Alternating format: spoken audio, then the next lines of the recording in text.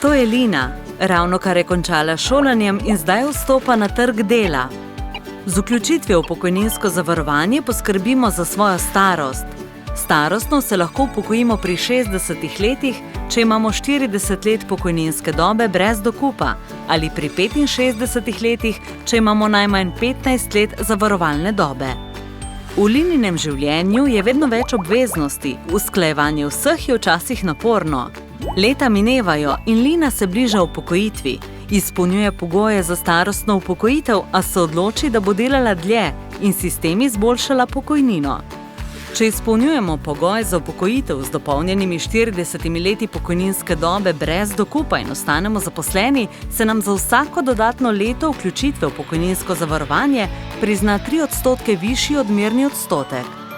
Skupaj lahko dosežemo 9% višji odmerni odstotek. Linina zgodba bi lahko bila drugačna.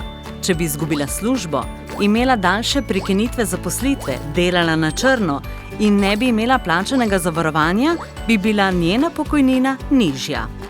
Brez plačanih prispevkov in s prekinitvami pokojninskega zavarovanja se lahko upokojimo šele pri višji starosti, odmerni odstotek pa bo nižji.